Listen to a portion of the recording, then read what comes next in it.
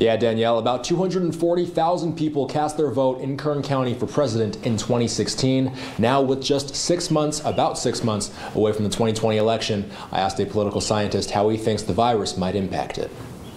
I think there's going to be a lot of interesting details about what's affected, the debates, the way that rallies are or potentially are not going to be held. Alan Bowler is a political science professor at Bakersfield College, and he says the COVID-19 pandemic is likely to make the 2020 presidential election look different than others. Amid the pandemic, the election has been far from the top of mind for some, but some news coming from California Governor Gavin Newsom this month as he required counties to send vote-by-mail ballots for the November general election to all registered voters. Part of the reason that people worry about mail-in ballots is they worry it's a way to use the electoral process to benefit a particular side. But Bowler says the data shows that's just not true. In fact, he believes mail-in ballots are a positive thing because they tend to slightly increase voter turnout, which makes for a slightly more accurate depiction of what constituents feel. He says it also makes it easier for people to research candidates on the ballot. It's harder to do when you go to the polling place because you have to fill it out there. There will still be an option to vote in person for those that want to. Bowler says the way the COVID-19 pandemic is handled by the Trump administration will no doubt play a role in America's vote come November,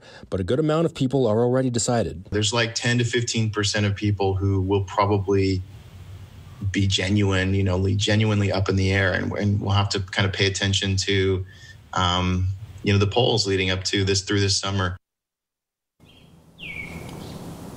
Now, Bowler says those 10 to 15% of people are just general numbers throughout the nation. He says that President Trump can actually benefit from the pandemic because he's been in the news so often, while the presumptive Democratic frontrunner Joe Biden has not been. But still, if people are still undecided, they could still be swayed if they do not like how the president is responding to the crisis. But for now, in Bakersfield, Austin Westfall, 23 ABC, connecting you.